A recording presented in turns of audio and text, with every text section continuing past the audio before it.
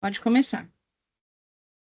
Bom dia a todas e todos. É uma alegria estarmos aqui na manhã de hoje para o evento Vozes do Teletrabalho. E vamos tratar de uma temática super importante. Então, no momento em que nós olhamos para fora e vemos ali na Europa uma cultura de proteção de dados muito mais, uma cultura muito mais adiantada no que diz respeito à proteção de dados, onde nós olhamos o Código de Trabalho de Portugal, que veda o uso de meios de vigilância à distância para efeito de controle do trabalhador. Olhamos para o Estatuto do Trabalhador dos Trabalhadores na Itália, onde o artigo 4º também traz uma vedação no mesmo sentido.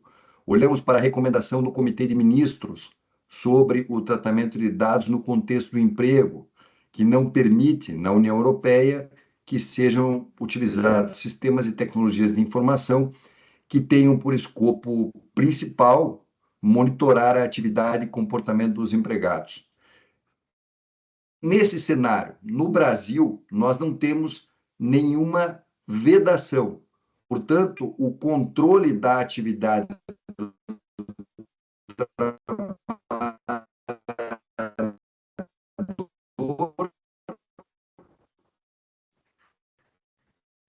é discriminação informativa, a proteção de dados nesse contexto.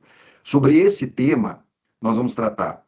O Rafael Moselli vai abordar o caso Itaú, o Fernando Angelieri vai tratar das maneiras como nossos diretores, ambos, das maneiras como as empresas podem fazer o monitoramento das atividades à distância, e teremos no segundo painel uma abordagem muito rica de diversos dos nossos ganhadores, a exemplo da Fabiana, que está conosco, da Egre Mesquita, que ganhou diversos prêmios Sobrate das melhores práticas, como que o teletrabalho se dá nessas organizações?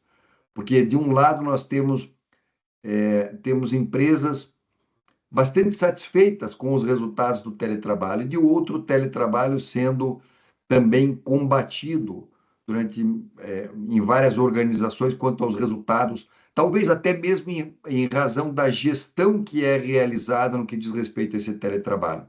Então, eu dou por aberto o nosso evento, já chamando a nossa vice-presidente, Luciana Slosbergas, para dar início ao primeiro painel, mais uma vez agradecendo a presença de todas e todos e agradecendo a gentileza do aceite do convite por parte de todos os nossos expositores da manhã de hoje. Muito obrigado. Doutora Luciana, a palavra está com a senhora.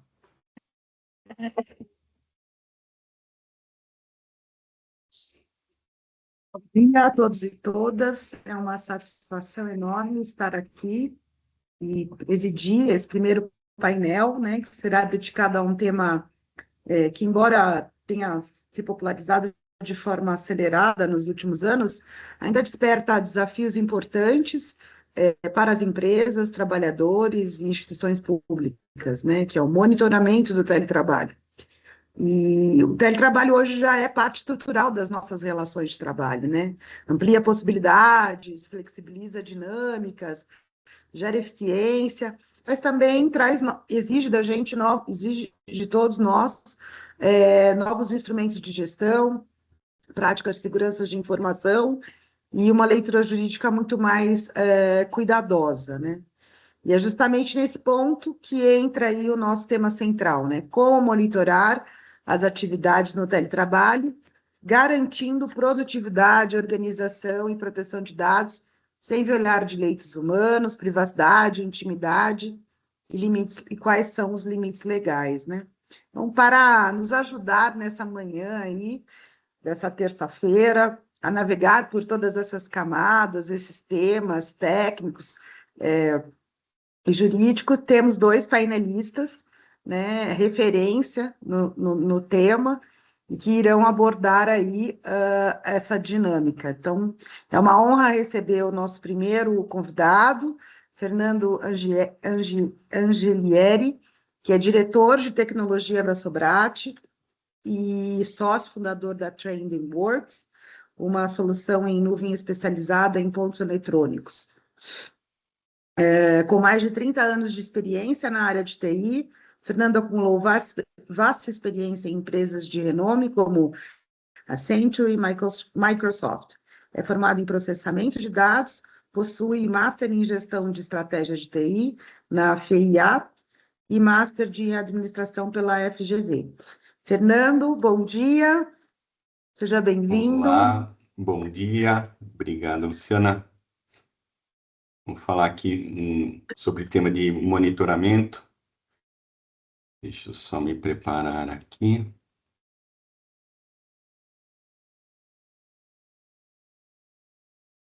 Então, basicamente, sobre questão de monitoramento é muito questionado no teletrabalho, né? Mas, na realidade, o teletrabalho ele não criou o problema de monitoramento, ele só destacou a falta de gestão que já existia. Ele só ficou em evidência, né? Tem uma frase interessante que se você descobriu que não mede produtividade por causa do home office, né? É porque o problema nunca foi o home office. Então, é isso que a gente tem que levar em consideração quando a gente está adotando o teletrabalho, como foi na pandemia, de forma emergencial, ou como que a gente está vendo os reveses que estão acontecendo, né? Nubank, no passado, o imbróglio lá do Yahoo em 2015. Então, é mais uma questão de falta de gestão do que de monitoramento em si. E a questão é assim, o monitoramento não é vigiar.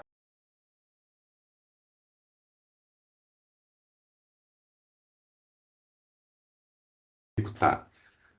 No presencial, você tem o visual e o subjetivo. Então, você tem uma alta fricção, você tem pessoas passando atrás do seu computador ou da máquina operacional, só que você tem baixa rastreabilidade. Então, você acha que você está monitorando alguma coisa, mas é subjetivo. E no remoto, você tem que ser mais lógico e tem que ser mais objetivo. Isso, você tem baixa fricção, alta rastreabilidade, só que é mais complexo realizar esse processo, né? Então, no presencial você disfarça a ineficiência e no remoto as ineficiências elas ficam mais evidentes. Ao longo aí dos anos antes da pandemia que a gente implementou alguns trabalhos alguns trabalhos de implementação de home office, seja parcial ou total nas empresas, ficou nítido entre os departamentos de cada empresa, né, quem que conseguia tocar melhor seus times e conseguia tocava pior. O desempenho do home office não era tão interessante. E era nítido que era a mesma cultura da empresa, ou seja, era o gestor que estava encaminhando cada um dos times que acabavam dando aquele tom de melhor qualidade no seu time. Então, nessa tocada, né, o time que é ruim, ele é ruim presencial ou remoto. Só que no remoto ele se torna muito mais claro essa ineficiência do time. Tem uma série de métricas que dá para você colocar sobre métricas boas, né? Métricas que importam nesse processo. Algumas palavrinhas são em inglês aqui, sempre esse pessoal técnico de TI gosta de palavra em inglesa, mas é o que a gente tem, né? Então, por exemplo, lead time. Lead time é muito usado na logística, né? O tempo que um produto foi pedido até ele entregar na porta da sua fábrica, mas se você pensar isso num pedido de uma tarefa, né? Quando uma tarefa foi solicitada e quando ela foi entregue. Não tem que ser aquela atividade quando é no presencial. Fulano, faça essa atividade agora. Ele para tudo que ele estava fazendo e faz aquela atividade e desconsidera todo aquele resto que ele tinha para fazer e faz aquela emergencial porque o chefe pediu. Isso não é lead time. Lead time foi pedido aquela atividade, ela no contexto da sua lista de backlogs, né, das suas listas de pendência, ela vai ser entregue na prioridade correta, né? E já começa assim, se você não tem uma lista de backlog no seu departamento, é que você não tem uma priorização correta. Nós da TI somos comuns a ter essa lista de backlog. Daí a pessoa fala assim: nossa, você tem um item que está há 12 meses parado na sua fila? Provavelmente o seu departamento financeiro, o seu departamento de marketing deve ter itens tão antigos ou até mais, só que você não tem essa fila clara. Então, isso é uma demonstração que como que você vai colocar sua próxima atividade a ser seguida, né? Retrabalho é uma outra métrica interessante. Quando você tem muitos itens que necessitam de retrabalho, o que está acontecendo, né? O escopo da solicitação, será que ela está ruim? Será que a comunicação ela está clara?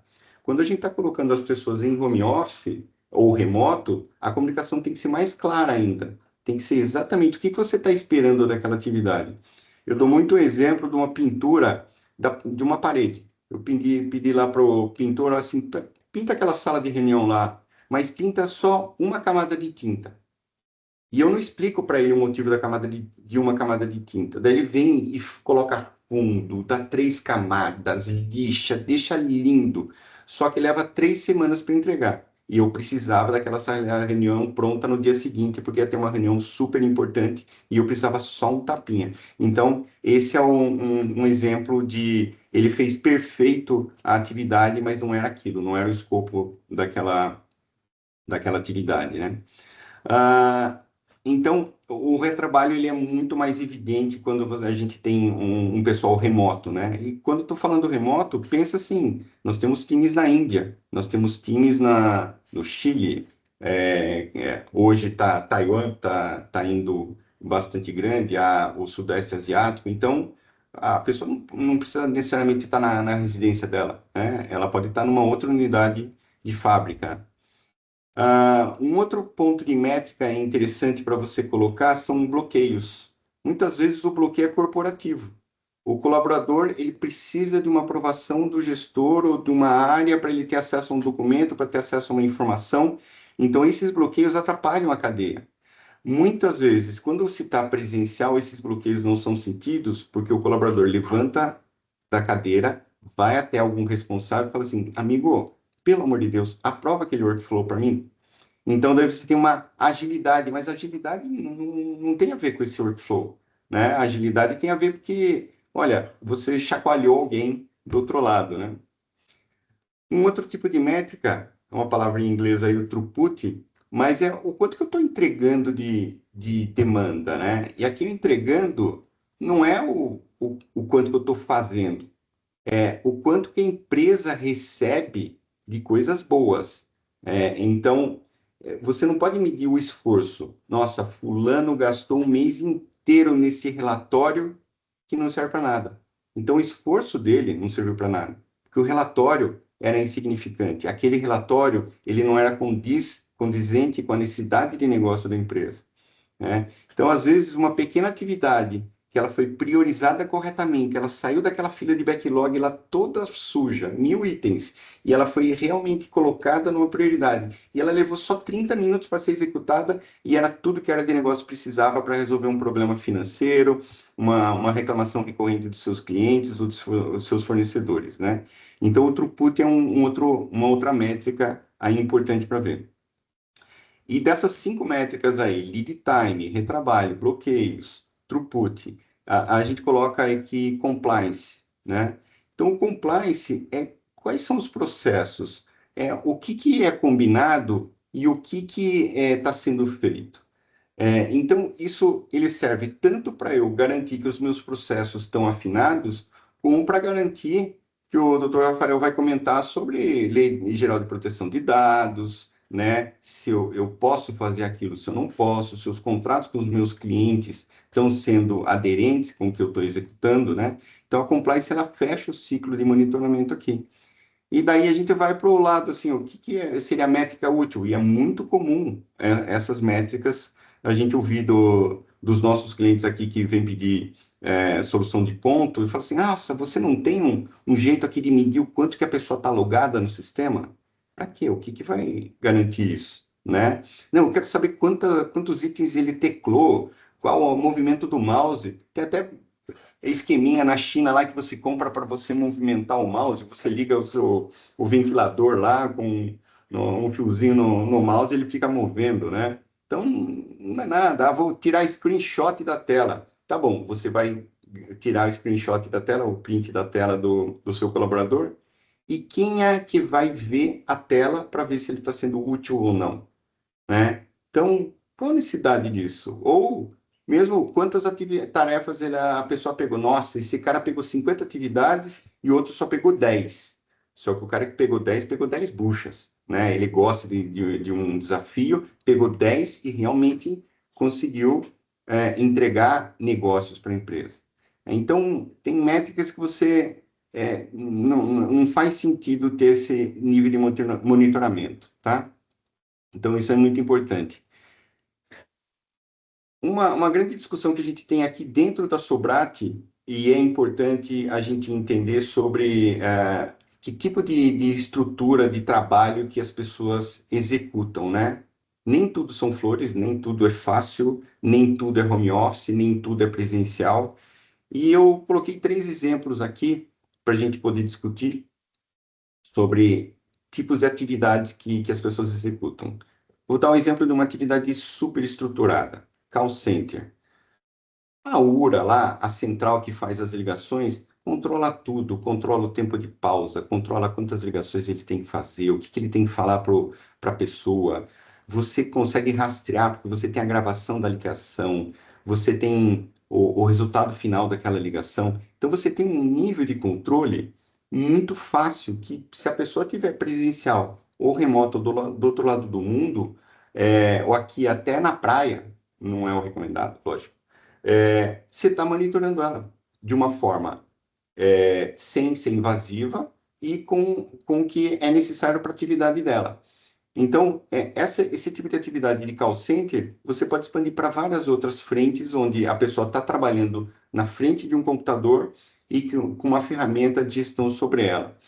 Um segundo time, que eu diria semi-estruturado, bastante similar ao call center, é o time de suporte técnico, né? Por exemplo, o time da minha empresa, das 8 da manhã às 18 da tarde, você tem os tickets chegando, você tem os chats, você tem o Rowdy Robin, que é a própria ferramenta já escala o próximo atendente conforme a ociosidade dele. Então, você tem todo esse trabalho de uma ferramenta administrando, você tem os tickets, você tem o SLA de cada chamado, então você vai apertando um parafusinho aqui, um parafusinho ali, opa, está faltando mão de obra aqui. Então, você consegue monitorar esse item mesmo com itens semi-estruturados, né? Então, eu consigo analisar o índice de satisfação de um chamado. Então, um atendente está atendendo super rápido, mas ele está sendo raso na resposta dele. Obviamente, a avaliação dele vai decair. Então, são métricas já pronto que uma ferramenta de atendimento de chamado já me dá. Basta eu ser um gestor que esteja analisando esses números e traduzindo isso para, opa, isso aqui é falta de treinamento, isso aqui é a pessoa que não está desempenhando bem, isso aqui é um produto falho que foi colocado no mercado e está elevando o número de satisfação dos nossos clientes. Então, precisa de um gestor para analisar isso. Mas, novamente, isso da pessoa ser presencial ou ser remota, ele não vai mudar em nada essa condição de efetividade, né? Daí a gente tem atividades complexas, né? Vou colocar aqui da minha área de desenvolvimento de software, né? Ela tem difícil mensuração. Eu não consigo definir se essa atividade vai levar 15 minutos ou vai levar uma semana inteira e vai injetar uma série de bugs no ambiente de produção. Então, assim, eu tenho um trabalho que é invisível, eu tenho muitas dependências, de repente eu puxei um fiozinho, aquele fiozinho é um rabo de elefante, é muito comum acontecer isso. Eu tenho muita abstração, eu tenho um fluxo imprevisível, eu não consigo definir claramente. Então, a gente tenta fatiar os trabalhos o máximo possível para que a gente vá fazendo pequenas entregas. Então, é dessa forma que a gente tenta pegar esse monstrinho, né? Tem uma frase de gestão de projetos que você pode comer um elefante inteiro, desde que em pedaços. Então, tentar fatiar isso aí. Então, quando você tem um conjunto de atividades complexas, você tenta fatiar ela para que você possa entregar. As métricas que eu citei, né? Lead time, retrabalho, bloqueios, compliance, throughput, tudo isso aí começa a se ver mais aderente a esse tipo de processo. Então, lead time, poxa, os itens prioritários estão sendo entregados, né? O retrabalho, pô, o escopo estava muito obscuro, eu injetei um bug no sistema que teve que ser refeito, eu tive algum bloqueio, né, uma demanda que coloquei uma demanda na frente da anterior. Eu estou fazendo baseado na LGPD, nos conceitos de segurança, né? Estou atingindo meus compliances, né? E estou garantindo meu throughput. Novamente, aquele relatório lá que eu poderia fazer em 30 minutos, que levou um mês para ser feito, e um outro relatório que poderia ser feito em 30 minutos, só que o relatório de 30 minutos era muito mais importante para a área de negócio, e ele foi relevado em segundo plano. E aqui eu vou entrar por último num conceito de atividades criativas, que é aí que realmente onde quem é contra o home office, ele se pega nesse tipo de atividade. Mas esse tipo de atividade representa 5% da mão de obra numa empresa, muitas vezes. As atividades criativas, vou dar um exemplo de um time de design, de um time de marketing, de um time de estratégia. Não é a empresa inteira, então são poucas. Então, quem é contra o home office ou a atividade remota, ele se pega somente desses times, e a gente não pode ser totalmente o contrário e pegar, tem que ser tudo home office porque é tudo call center, tudo tipo call center. Não, tem esse meio. Então, isso que a gente precisa entender.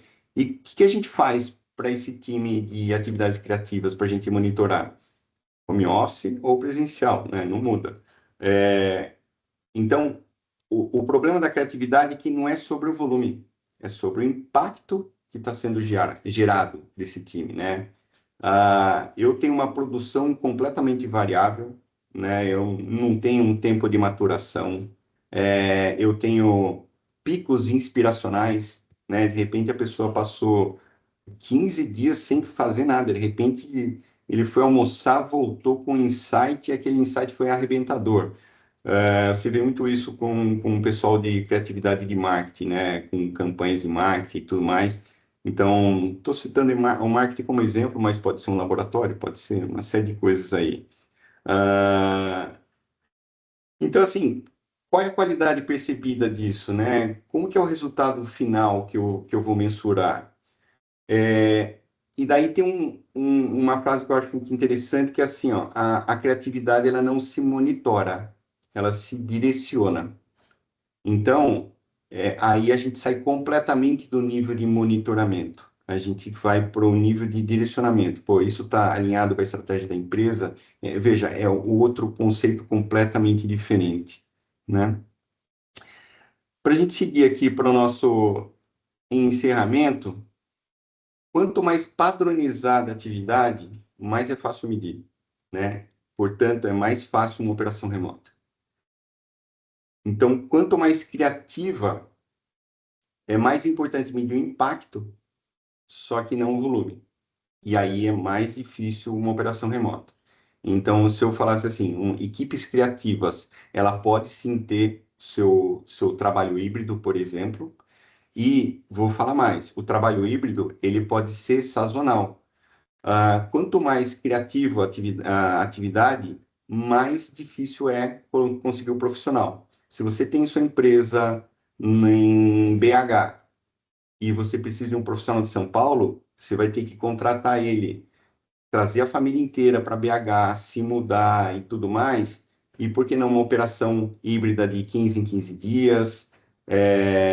Entendeu? Então, você conseguir pegar aquela mosca branca e conseguir operacionalizar ela de uma forma parcial para que ela possa ter um processo de você adquirir aquele profissional e você poder ter as equipes trabalhando de forma remota. Tá? Então, é nesse ponto que é interessante medir as equipes criativas e eu trabalhar de forma híbrida. Então, a gente tem com isso aí, vamos falar 3 R's, né? Rastreabilidade, relevância e respeito. Rastreabilidade é onde é possível, onde é permitido rastrear. Hoje não mais, mas a gente recebia muitos pedidos de que a pessoa rastreasse o GPS do celular e fizesse o caminho desde onde ele marcou ponto até ele encerrou o trabalho, né? Então, qualquer questão jurídica aqui, doutor Rafael depois pode entrar nesse detalhe, vai ser um prato cheio, né, de processo trabalhista. Então, qual a vantagem de você saber qual o caminho que ele andou e tudo mais? Então, a relevância, né, que eu dei o exemplo do print screen, de gravar a tela, qual que é a relevância disso? É irrelevante. E o respeito, eu vou refrisar aqui uma coisa que é respeito de ambos os lados. Eu acho que tanto o gestor tem que respeitar o colaborador, quando ele não está num dia legal, quando ele não está num dia criativo, ele está, por N motivos, não inspirado naquele dia, ou doente, doente a ponto que ele não consegue um atestado e ele tem que trabalhar, como respeito do próprio colaborador em não mentir ou omitir, né? Então, você vê muitas vezes situações que isso tem-se gravações em chats corporativos, tá? Do coordenador falando para outro time, eu falo assim, fala tal coisa assim, assim, assado, mesmo não sendo verdade, né? Então, o respeito tem que ser ambos os lados. Fulano, você vai conseguir entregar essa atividade hoje? Não, não vou, né? Seja claro, porque tem uma série de cadeias por trás que dependem daquela atividade e uma informação errada vai causar todo um descontrole no próximo time, né? Então, só fechando aqui minha parte, o teletrabalho ele não exige novos controles, tá? Ele só exige controles melhores. E, sim, se o gestor precisa ver o funcionário para acreditar que ele está trabalhando, quem está sendo improdutivo é o gestor. Tá? Então, reveja o conceito de quem precisa de controle de produção, se é realmente o colaborador ou se é o gestor aí da empresa. Tá? E é isso, Luciana. Obrigada, Fernando. É sempre muito bom, né, sairmos assim da nossa zona de conforto, né? E quando a gente escuta alguém da área de TI falar sobre monitoramento, ou seja, qualquer outro assunto ligado à tecnologia, é diferente, né? A gente treina o nosso ouvido para novas expressões, e eu achei muito interessante quando você trouxe essa questão dos 3 pilares do monitoramento, né? Porque é isso mesmo. Porque qual é o objetivo do monitoramento? Você está monitorando por quê? Porque você quer resultado, ou só porque você só quer fiscalizar? Porque você tem a necessidade de ter o controle, né? De ficar ali olhando e verificando. E a gente percebe muito isso quando a gente também trabalha com empresas assim familiares que são mais antigas, que têm assim uma gestão mais antiga, né? E eles acham que isso é monitorar e que isso vai fazer o negócio dele andar e fluir. E hoje não é mais assim, né? Como você disse, existem atividades diferentes e que um erro pode comprometer todo o resto, né? Então, muito obrigada, Fernando, pelos seus insights, por toda essa sua experiência que você trouxe aqui para nós. E vamos agora abordar os assuntos jurídicos, né? A parte mais, eu diria, a mais espinhosa, né? Vai ficar a cargo aí do Dr. Rafael, que irá trazer a sua experiência também, né, nessas questões novas, né, sobre monitoramento. O doutor Rafael, ele é diretor também da Sobrate, né, e diretor, fundador e presidente da Comissão de Relações de Trabalho Institucional Nacional de Proteção de Dados, INPD, advogado, head de consultoria trabalhista empresarial do escritório Célio Neto Advogados. Rafael, seja bem-vindo. É um privilégio contar aí com o seu olhar qualificado e vamos à sua exposição. Bom dia a todos, obrigado, Luciana. Inicialmente, gostaria de agradecer o convite da Sobrate, na pessoa do presidente Célio Neto, para estar aqui com vocês, para discutirmos um pouquinho esse tema que está cada vez mais presente, né, nas relações de trabalho contemporâneas, que são os limites legais do monitoramento digital no home office, especialmente agora à luz da LGPD, né? E para isso nós vamos trazer um caso recente, vamos tentar abordar um pouquinho do que aconteceu envolvendo o caso de Itaú, que teve grande repercussão nacional aí, se tornou um importante exemplo de como a tecnologia, quando usada para avaliar a produtividade, como o Fernando trouxe aí, o uso da tecnologia nessa busca por essa avaliação ou medição da produtividade, pode gerar aí vários dilemas jurídicos, não só jurídicos, mas éticos e também de governança de dados, que entra na questão do compliance, como o Fernando também trouxe aí como um dos pilares do home office, né? Então, nos últimos meses, o Itaú foi amplamente noticiado em vários canais noticiosos, né, após desligar cerca de 1.000 empregados que estavam em regime de teletrabalho, e a justificativa que ele utilizou para isso foi de que havia baixa produtividade. E aí os sindicatos bancários apurou que essa baixa produtividade teria sido baseada principalmente na ausência, né, ou nos registros de inatividade nos computadores corporativos, que são aqueles períodos de ausência de movimentação no teclado e o mouse. E aí o Fernando trouxe para nós aí que já existem softwares, né, chineses ou aplicativos que movimentam o mouse e o teclado, né? Então, talvez se alguns empregados ali utilizaram esse tipo de artifício, acabaram não sendo pegos por esse monitoramento, né? Então, basicamente foi esse o motivo pelo qual eles foram demitidos. O banco, então, confirmou, né, dizendo que não se tratava de uma reestruturação, mas sim de um comportamento incompatível com os princípios de confiança e aderência ao home office. Quer dizer, de maneira bastante subjetiva, né, eles não conseguiram apurar efetivamente a produtividade daquele empregado, a não ser pelo fato de que não estava havendo registros de movimentação de mouse e teclado, né? E essa justificativa trouxe uma grande questão para nós, né? Que até que ponto métricas de inatividade realmente retratam a produtividade. O Fernando, que me antecedeu, já trouxe isso para nós, dizendo que por qual razão, né? O que isso traz na prática para a organização, né? A ausência de cliques no mouse, a ausência de cliques no teclado, né? E, sobretudo, aqui, a questão que nos cabe é até onde o monitoramento pode ir sem violar a LGPD ou os direitos fundamentais do trabalhador. Então, a questão abre uma discussão, o caso abre uma discussão central aqui, que é a linha tênue entre controle legítimo e invasão de privacidade.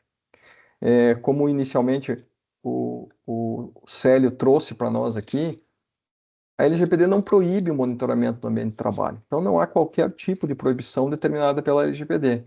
O que ela faz é estabelecer justamente princípios gerais e limites, tá? O monitoramento, então, é possível, desde que respeite os princípios gerais de proteção de dados, como da finalidade, da adequação, da necessidade, da transparência e do livre acesso. Esses princípios formam uma espinha dorsal de qualquer operação de tratamento de dados aqui, né?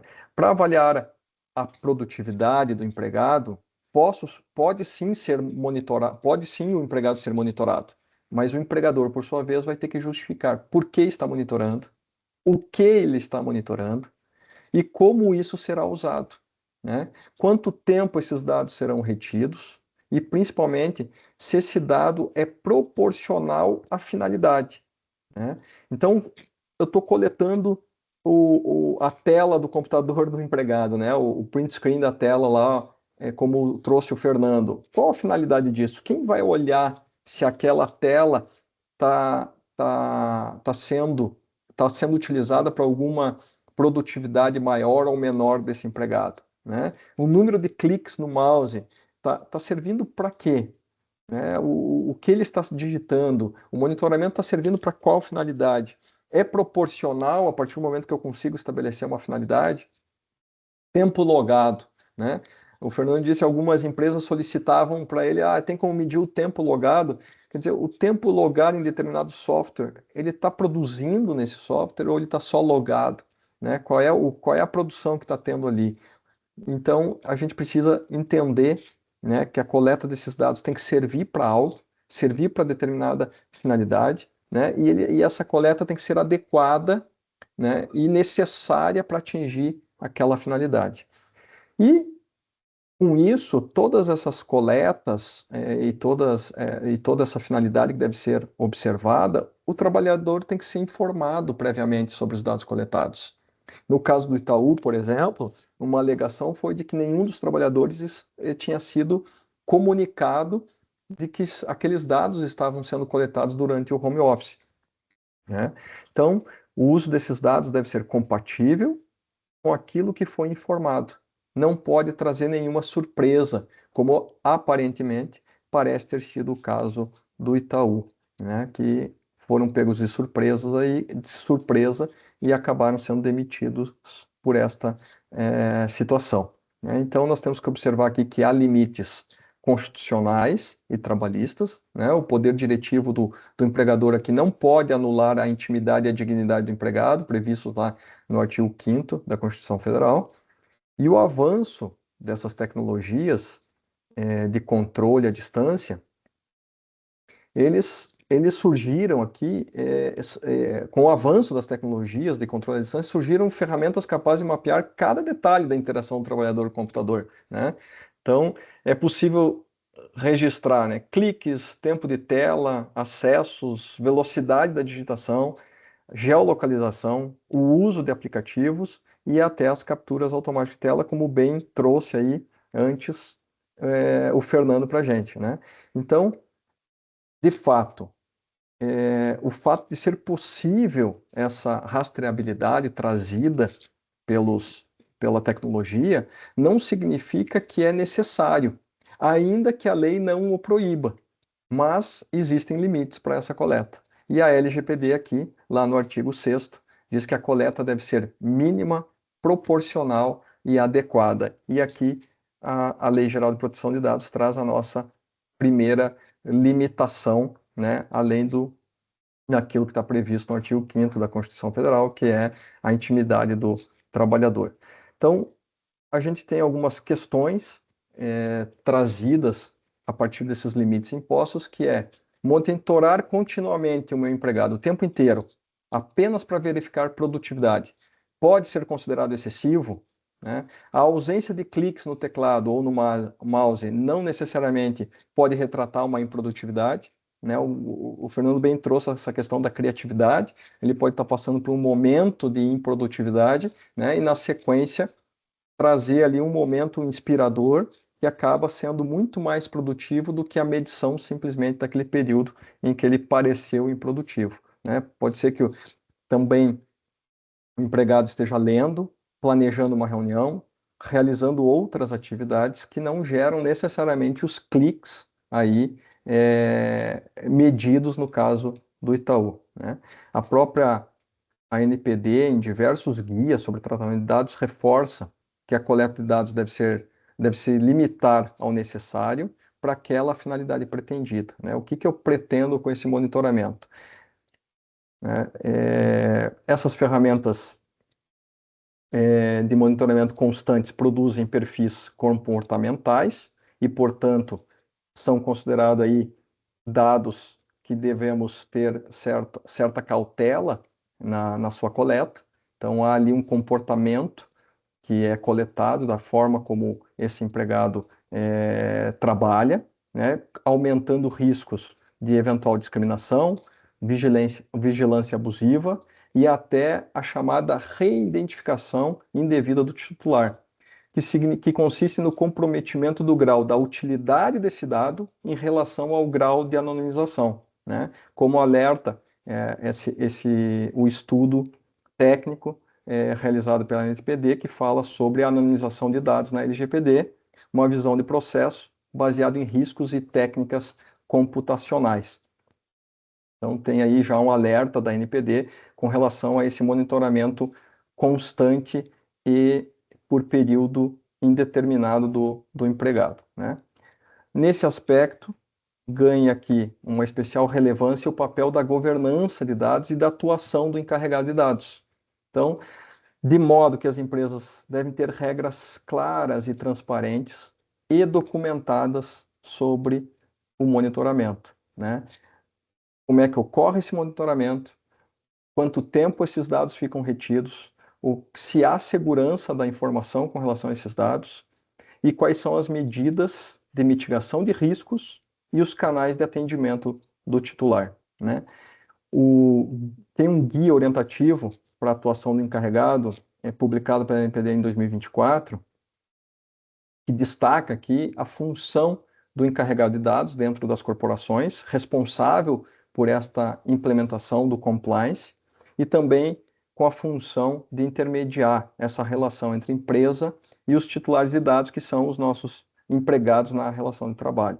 Então, cabe ao DPO orientar os empregados, esclarecer políticas internas e garantir que qualquer monitoramento realizado esteja alinhado à lei. No cenário do Itaú, surgem as seguintes perguntas para a gente, né? Os empregados foram adequadamente informados sobre as métricas utilizadas, né? Aparentemente, as notícias que saíram, eles não tinham sido comunicados. Foi realizada uma avaliação de impacto da coleta desses dados? E mais, né, o encarregado de proteção de dados do Itaú participou dessas decisões, né? E aí a própria NPD, nos seus guias orientativos, reforça, né, a necessidade de haver políticas internas bem estruturadas que vai evitar aí sanções, litígios e danos reputacionais. Demonstra para nós a necessidade de termos um compliance de dados bem estruturado nas organizações, inclusive por monitoramento do trabalho remoto ou trabalho à distância, né? O caso Itaú demonstra para nós, traz como exemplo, que uma grande empresa também pode sofrer aí um desgaste significativo quando a governança não é claramente percebida pelo seu público ali, né? E aí, o caso Itaú nos traz ao menos 5 grandes aprendizados para nós. Primeiro, o monitoramento não é proibido, mas deve ser transparente e proporcional à finalidade que a gente entendeu necessária, né? Segundo, a simples ausência de cliques não significa ausência de trabalho. Terceiro, que as empresas precisam investir em governanças e boas práticas e envolvimento do encarregado, né? Quarto, que as decisões de desligamento baseada em dados exigem um alto rigor técnico e jurídico, sob pena de nos criar um passivo jurídico. E quinto, que é preciso garantir canais de comunicação acessíveis para os trabalhadores possam entender como sua performance está sendo avaliada. Então, se estamos adotando uma avaliação com base na coleta de dados durante o trabalho, eu preciso deixar isso transparente para os meus empregados e também oferecer canais onde eles possam questionar e entender como é que a sua performance está sendo avaliada, né? Em um contexto onde o home office aqui se consolidou, né, nós temos que adotar mecanismos para a proteção da privacidade dos trabalhadores, e isso deixou de ser um diferencial para ser uma exigência legal e ética. E para concluirmos o caso Itaú aqui é mais do que um episódio isolado, existem diversos outros casos que falam sobre coleta de dados pessoais à distância, como é o caso de uso da geolocalização para medição até de realização ou não de horas extras, né? Há inúmeras jurisprudências que trazem aí essa utilização, principalmente no caso dos bancários. Há o caso do Santander, que se utilizou desse mecanismo, né, de produção de prova para analisar se o empregado estava ou não realizando horas extras, né? E traz um grande desafio aí da transformação digital dentro das relações de trabalho. Lembrando, como dito no início aqui do nosso evento, a LGPD ela não vedou ou impediu o uso e a coleta de dados, ou mesmo o uso da tecnologia, mas ela traz aí princípios e diretrizes para equilibrar essa inovação, eficiência e proteção.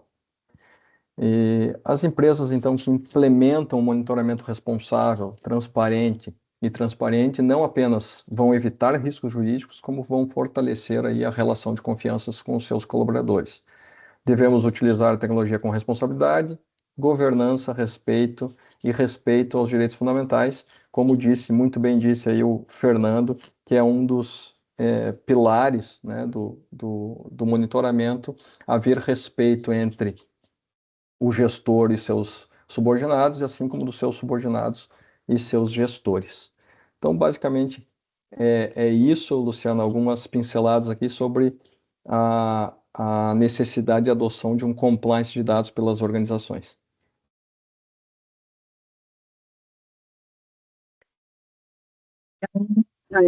Por trazer luz aí para esse debate, né, para esse assunto, né, também nós percebemos que estamos caminhando ainda, né, por esta nova seara do monitoramento. Muita coisa ainda está por vir.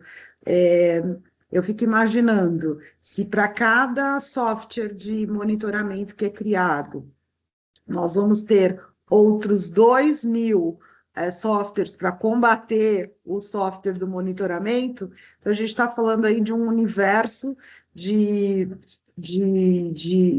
ferramentas que nós ainda vamos ter que nos adaptarmos, né? Porque senão vamos ficar aqui enxugando o gelo, né? Então, eu queria agradecer, queria, assim, abrir, assim, um finalzinho para vocês fazerem algumas considerações. Fernando, tem algum complemento para fazer da sua fala, com a fala do Rafael? Senão a gente já pode prosseguir. Está no mudo, Fernando. Esse pessoal de TI que não libera o microfone.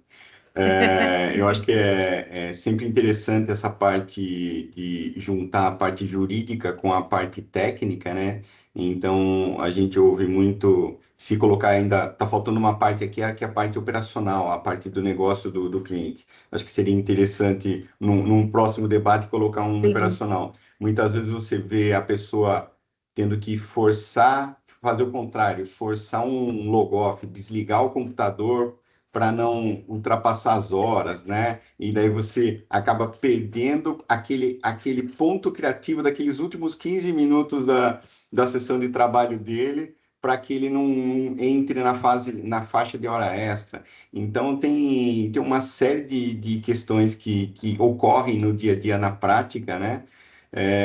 Algumas válidas, outras não. Outras você vê que, poxa, a empresa ela está com um TAC sério e ela precisa cortar aquele acesso dela, corta realmente a criatividade da empresa ou a produção da empresa, ou às vezes não é nem a criatividade, é alguém do atendimento que tá falando com um cliente super importante que ele precisa resolver mais 5 minutos e o computador dele cai. Eu tive presencial numa reunião de um banco, um banco inglês, não é inglês que fica em Hong Kong. Mas tinha umas 18 pessoas na reunião.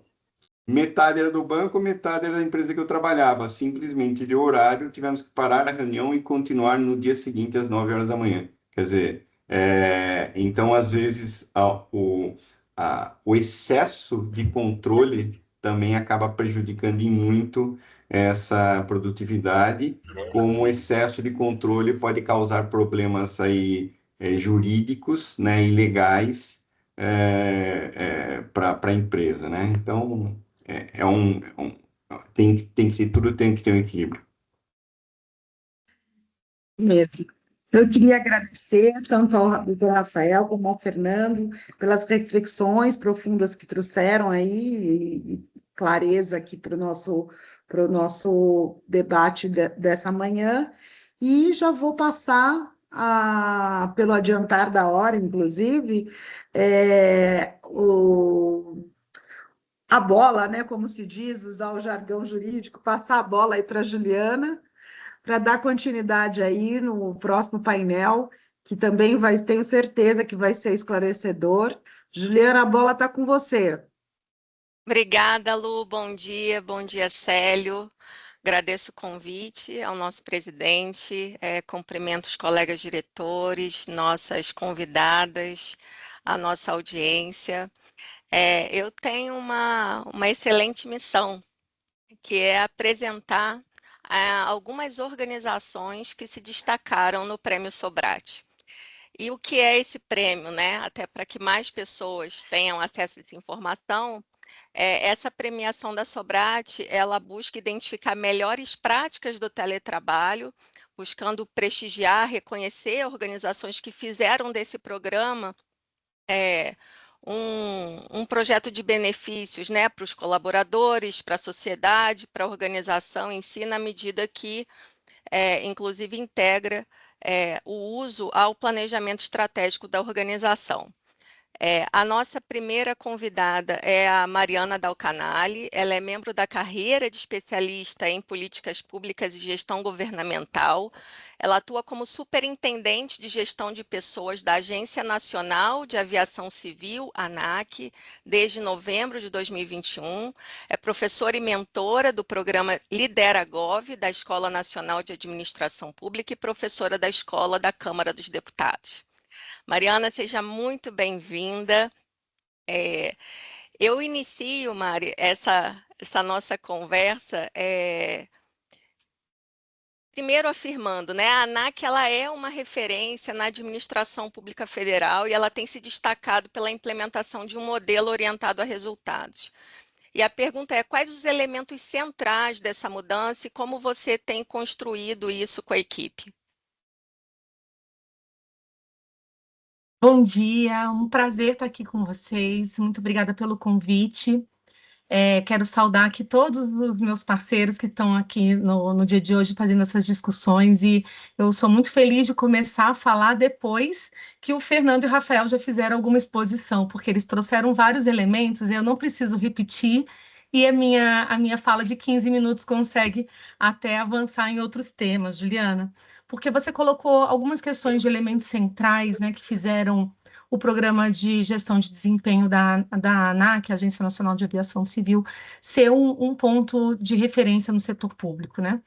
E eu quero primeiro fazer um parênteses que fazer gestão no setor público é totalmente diferente de fazer gestão no setor privado, né? No setor público, nós temos regras diferentes de recrutamento, por exemplo, uma legislação completamente diferente, como que você faz a gestão, inclusive o desligamento de pessoas. A gente tem estabilidade depois de um estágio probatório de 3 anos, cheio de regras, né? Então, eu até estava aqui fazendo um encadeamento das normas, sabe, Rafael, que a gente tem que obedecer aqui na gestão. Eu trabalho na gestão de pessoas hoje em dia, né? Então, a gente é regido por inúmeras normas, né? Temos um decreto da década de 60 que rege a gestão pública como um todo. A gente tem uma lei de 1990, né? Da década de 90, que é a lei do servidor público. A gente tem um decreto, depois tem uma instrução normativa do Ministério da Gestão e Inovação, regulamentando, então, as regras gerais de como que a gente faz a gestão de pessoas e, em especial, que eu estou falando aqui, do programa de gestão de desempenho, que é o que dá amparo para que nós possamos trocar o regime de ponto, que é horas sentada na repartição trabalhando, por um regime de entregas, que aí permite uma modalidade remota ou híbrida, ou presencial mesmo, com alguma flexibilidade de horário. E aí cada órgão tem que fazer internamente as suas normas internas. E lá na ANAC a gente tem uma instrução normativa feita pela diretoria, mais uma portaria da gestão de pessoas, e ainda localmente cada gestor faz um termo de compromisso e responsabilidade com os seus servidores, né, com a sua equipe, para dizer quais são as regras do jogo. E aqui eu queria retomar o que o Rafael falou. Previsibilidade. Qual que é a regra do jogo na minha equipe? Qual é o canal que eu espero que você esteja disponível? Em que dias que eu quero que você esteja disponível? Em que horários? A sua jornada tem flexibilidade de local? Legal, mas tem flexibilidade de horário? Ou você pode trabalhar da onde você quiser, desde que você esteja online de tal hora a tal hora. Né? Ou eu não quero monitorar os seus horários, desde que você me entregue no final da semana ou no final do mês esse pacote de resultados, né? Então, Juliana, eu queria colocar aqui para você que a gente precisou desapegar dos microgerenciamentos e dos controles de contando cabeças e quem está ali, porque não é mais assim que a ANAC funciona, né? O nosso programa de gestão foi lastreado em confiança, autonomia e propósito. Porque se você não consegue dar autonomia para as pessoas, se você não confia nas pessoas, o programa vira aquele contador de cliques, o contador de horas, e transmutando a hora sentado na repartição para as microtarefas, o microgerenciamento, que por vezes não é o que o cidadão precisa, não é o que a sociedade precisa de serviço público. Vou te dar um exemplo. Quando você vai checar, né, assim, ó, qual que foi a sua entrega? Ah, eu envio e-mails. Ok, vou colocar aqui, são 5 minutos em média por e-mail, então você tem que enviar X e-mails até o final do dia. E a pessoa sai disparando e-mails, ou fazendo ofícios, ou elaborando notas técnicas desnecessárias, quando que para o cidadão era melhor que você estivesse reduzindo a burocracia, tornando aquele serviço público mais, com menos idas e vindas, mais linha reta, né? Mais objetivo e entregando o valor público que a gente tem que entregar. Então, houve eu acho que isso acontece em todas as organizações, né? Uma grande necessidade de a gente compreender que não é o que as pessoas fazem ou aonde elas colocam o esforço, e sim o que elas entregam, o resultado que ela gera, que eu preciso monitorar. Fazer a correlação entre esse resultado e o esforço, porque eu tenho que traduzir isso em horas de trabalho, não é uma tarefa fácil, mas nós não somos robôs ainda, né? Nós temos diferenças nas nossas equipes. Uma pessoa que acabou de chegar e está em treinamento, ela é capaz de gerar o mesmo resultado que alguém mais sênior, mas talvez ela tenha que demorar mais tempo, né? Ela precisa de alguma ajuda. Então, existem nuances ali que é preciso que a gente tenha razoabilidade, sensibilidade. E aí a gente vem trazendo aqui na ANAC algumas práticas de mediação de conflitos, gestão de relacionamentos, para apoiar os processos de comunicação e feedback. Porque, no fim das contas, sem feedback você não consegue trabalhar bem em nenhuma circunstância, nem presencial, nem remoto, nem híbrido, né? nem aqui, nem na China.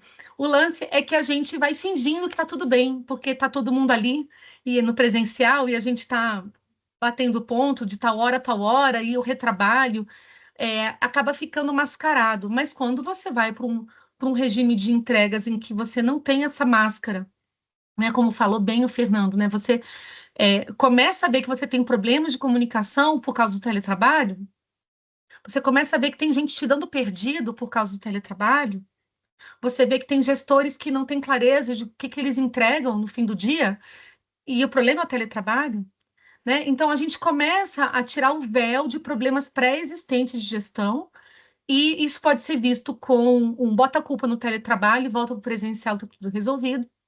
Ou a gente pode encarar como, olha que oportunidade que a gente tem de elevar a barra e de levar a nossa organização para um outro patamar. Então, na ANAC, eu cheguei há pouco tempo, né, mas eu já encontrei uma organização que tinha o seu plano estratégico bem definido, uma cadeia de valor com mapeamento dos processos, né, todos os macroprocessos de trabalho, os processos de gestão, as coisas manualizadas, equipes já maduras, que já tinham domínio dos processos de trabalho, na maioria das unidades, assim, unidades já tinham anos, né, com as mesmas equipes que estruturaram processos de trabalho bem feitos, e ainda assim a ANAC teve, e tem ainda, inúmeros desafios de integração de base de dados, de práticas de gestão, que em algumas, que não é uniforme, né, nenhuma organização é homogênea e todo mundo faz tudo 100% o tempo todo, né? Então, esses ajustes aconteceram, né? Acontecem ainda. A gente precisa estar sempre atento e evoluindo a cada passo. Mas quando você me pergunta, elemento central, você não consegue estabelecer um programa em que você tem o foco em resultados e não no presenteísmo, se você não tem uma mínima ou uma clareza do que a sua organização entrega, de quais são os seus processos críticos de trabalho, o que materializa os resultados que você entrega para o seu cliente, para o cidadão, né, para os seus clientes internos e externos.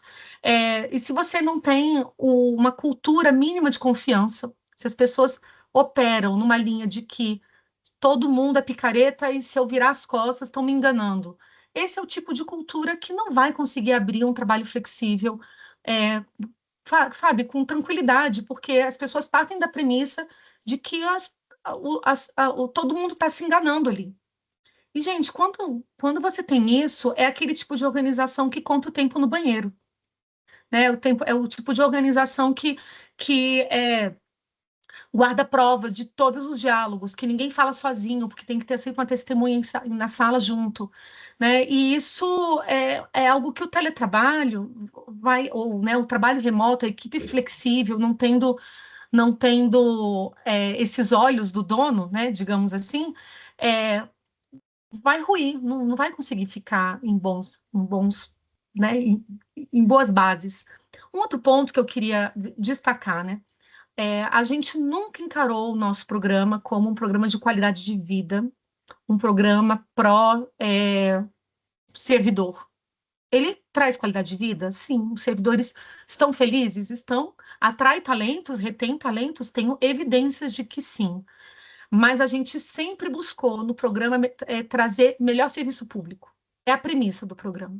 Se o cidadão lá na ponta está recebendo um serviço pior da ANAC, se a empresa regulada pela agência está recebendo um serviço pior pela ANAC, o programa não se sustenta. Então, para isso, a gente precisa conectar o resultado do modelo com o resultado para a sociedade. Então, tem que ter monitoramento, sim, do volume que a gente está conseguindo processar, das demandas que chegam na agência, das fiscalizações que a gente consegue empreender para evitar ilícitos, né? Enquanto que por exemplo, a gente presta serviço público, uma empresa aérea não opera no Brasil se a ANAC não autorizar. Então, essa autorização é um serviço público, inclusive mediante taxas, né? A gente cobra por isso. É um serviço. Alguém me pede, eu tenho que prestar. Por outro lado, a gente tem poder de polícia. Você já viu alguma pessoa fora da regra pedir para alguém, venha me fiscalizar? Isso não acontece. Então, é um trabalho que a gente tem que fazer. E não tem ninguém demandando né, fila na porta, a não ser a nossa gestão de riscos. Então, a gente tem que monitorar os riscos do setor de aviação civil e garantir que a gente está mantendo os padrões dentro do que é o padrão da ANAC, o padrão internacional que a ANAC se comprometeu a cumprir. De outro lado, tem a questão de satisfação dos usuários, que uma coisa é eu entregar volume e essas pessoas estarem insatisfeitas com o volume que eu entrego, né? Então, é monitorar a satisfação dos usuários. E eu posso afirmar que nesses 4 anos, desde que a ANAC implementou o programa de gestão de desempenho, nós conseguimos inovar, entregar. Eu lembro do Fernando falando sobre a dificuldade, eventualmente, de criar ambientes para cooperação e de elementos de criatividade num trabalho remoto, né? E nós não temos um trabalho remoto, nós temos um trabalho flexível. E nos termos de compromisso e responsabilidade, nós estabelecemos a previsibilidade de convocações presenciais. Então, assim, estou na fase de cocriação, de elaboração de um projeto, e acredito que seria mais produtivo fazer isso no nosso laboratório de inovação, trazer todo mundo, né, para o nosso ambiente para fazer isso. Ok, no meu compromisso com as pessoas, elas sabem que eu não vou fazer uma convocação surpresa, vou fazer uma convocação com 7 dias, 3 dias, 2 dias de antecedência, de acordo ali com cada gestor pactua com a sua unidade, com as suas equipes. Então, precisando, a gente chama. Eu posso ter um híbrido ocasional, né, ad hoc, que é para os momentos de necessidade de discussão de elementos criativos. E a ANAC conseguiu inovar, entregou, por exemplo, o Super App, que revolucionou a jornada do piloto que quer, né, desde de fazer o curso e tirar ali a sua habilitação de piloto. Todas essas inovações no ambiente que a gente tem é bastante flexível para ilustrar. Então, eu gostaria aqui de enfatizar que, do ponto de vista, né, de quem hoje atua da gestão de pessoas, nós perguntamos frequentemente por meio de pesquisas junto aos gestores e à alta gestão da ANAC, o nível de satisfação, o que o programa tem acrescentado para eles, e nós vemos que há um alto nível de satisfação dos dirigentes e dos gestores. Então, as organizações que dão uma reviravolta e, né, um cavalo de pau e voltam para o presencial, por vezes podem ter relegado o papel dos gestores, se para eles está bom. Porque se você tem um servidor que gosta de trabalhar de manhã, o outro à tarde, o outro à noite, e você não tem limites e parâmetros de como que essa equipe se reúne, como que essa equipe se comunica, esse gestor vai enlouquecer trabalhando 24 horas. Né? Se as pessoas só respondem na hora que quer e a flexibilidade é só pró-funcionário, né? Mas na hora que a empresa pede a flexibilidade do funcionário e dizer, eu sei que a gente tem aqui um combinado com você de tal jornada, mas hoje aconteceu esse incêndio e eu queria sua ajuda. E a pessoa diz, não, eu estou no meu horário aqui. Aí não funciona. Entendeu? Porque o gestor fala, pera lá, eu te dou toda a flexibilidade e você tem zero flexibilidade para comigo, né? Então, a gente acaba gerando um volta todo mundo aqui, que aí acabou a brincadeira, né? Então, trazendo aqui, Juliana, eu acho que alguns elementos que nós conseguimos conectar ao longo desses anos, não foi tudo no primeiro dia, é um processo, está em andamento ainda. A gente conseguiu conectar o nosso modelo de trabalho com a nossa análise de absenteísmo, que é o tanto que as pessoas se afastam do trabalho por razões, né, diversas, remuneradas, e aí é que a gente deu um grande enfoque nas licenças para tratamento de saúde, e a gente conseguiu conectar, né, o nosso programa com a redução do absenteísmo, do afastamento para tratamento de saúde, dos servidores, a gente conseguiu correlacionar com o sistema de custos. Então, hoje a gente tem noção de quanto custa, inclusive com as horas trabalhadas das pessoas, os processos que a gente entrega, internos e externos. A gente está conectando o nosso programa com a metodologia de dimensionamento de força de trabalho, o que torna mais fácil, né? A gente constrói evidências de qual que é o tamanho ótimo das equipes para evitar ociosidades ou equipes muito enxutas que estão a ponto de estourar, né, no burnout, porque não conseguem, tem que sustentar um serviço público e não tem gente suficiente para fazer isso.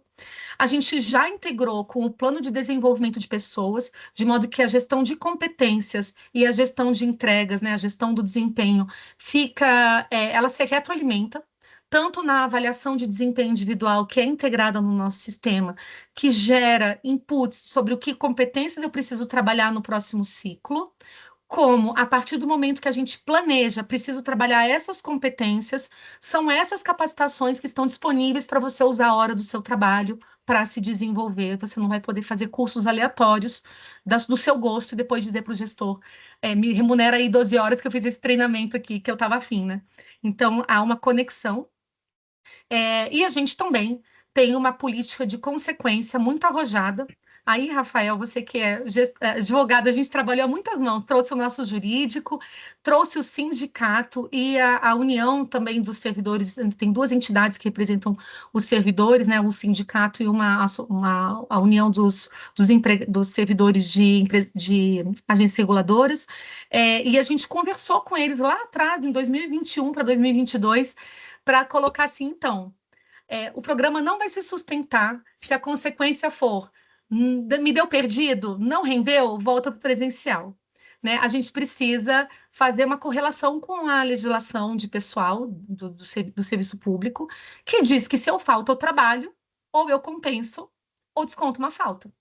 Né? E a gente conseguiu construir uma base normativa que tem sido bem implementada, já conseguimos restituir aos cofres públicos mais de R$ 1 milhão de horas pagas para os servidores que não entregaram, e a gente descontou na folha os valores, né, que não foram nem entregues, nem compensados no mês seguinte. E a gente já também teve uma situação muito inédita, inclusive mencionada pela ministra Esther Dweck em entrevistas, que foi um desligamento de uma pessoa. Vocês sabem que demitir no serviço público por falta de produtividade não é uma coisa tão usual. E com as evidências do nosso programa, a gente já teve uma demissão por desídia e inassiduidade habitual, né? Um caso aí que foi bem emblemático, com todo o suporte da Corregedoria, que é também um braço da Controladoria Geral da União, e da Procuradoria da ANAC, que é o braço da Advocacia Geral da União aqui na agência. Acho que estou dentro do meu tempo ainda ou não? Mariana, é impressionante o quanto a sua fala ratifica o quanto a ANAC merece ser reconhecida por excelentes práticas. Não só pela seriedade, mas pelo cuidado, porque, enfim, quem acessou o material, né, quem já te ouviu em outras oportunidades sabe que todo esse trabalho, ele é orientado a resultados, mas ele também é orientado a pessoas, né?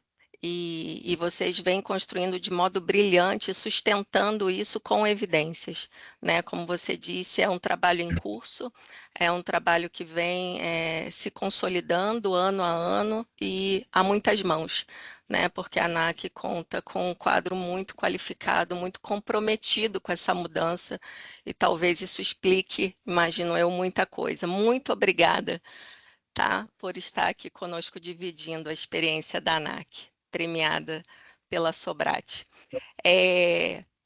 Eu vou dar continuidade, então, apresentando Natália Gomes. Natália é graduada em Administração pela Universidade Federal do Rio Grande do Sul, especialista em Gestão Pública Eficaz pela URGS, especialista em Psicologia Positiva e Ciência do Bem-Estar pela PUC do Rio Grande do Sul, mestre em Administração, na área de estratégias organizacionais pela Unicinos e secretária de Gestão de Pessoas no Tribunal Regional Eleitoral do Rio Grande do Sul.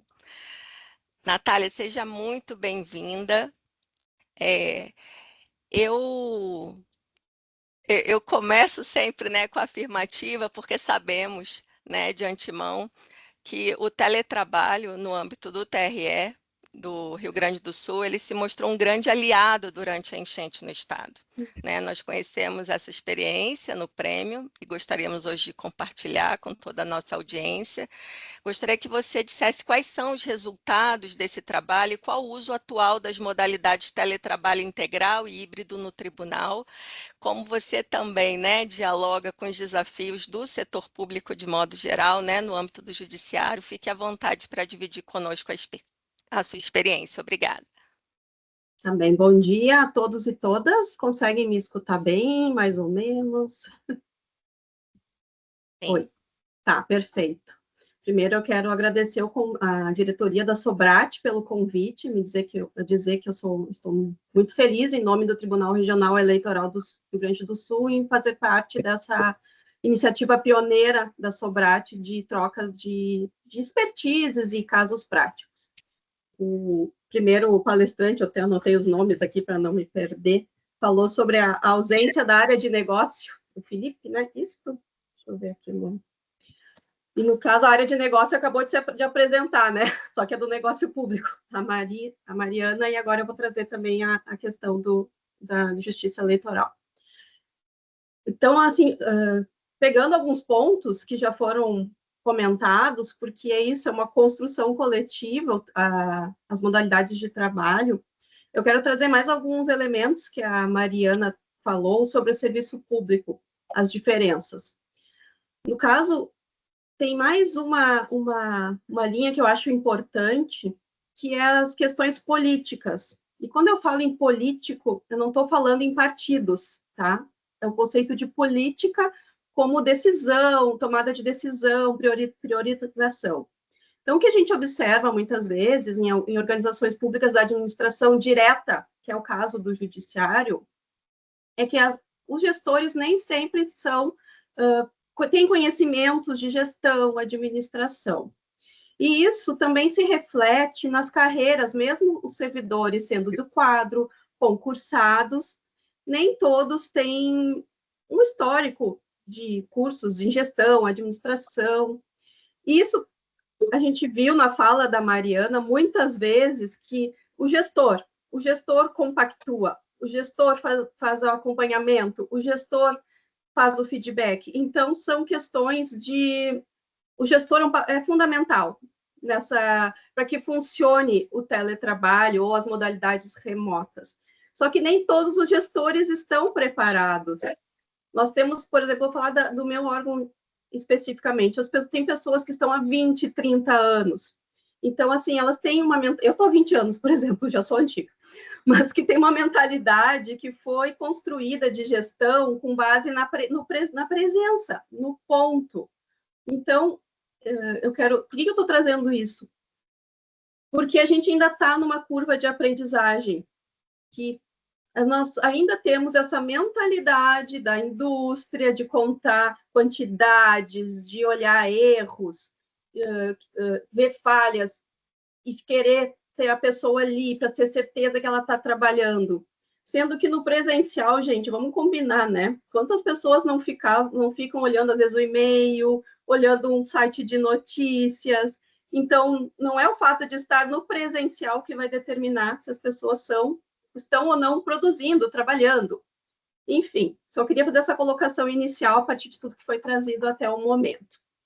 Mas trazendo o caso da Justiça Eleitoral do Rio Grande do Sul, ano passado, quando houve o prêmio, nós recém tínhamos superado a enchente do ponto de vista técnico, vamos dizer assim. Recente, acho que foi setembro, outubro, o prêmio, se não me engano.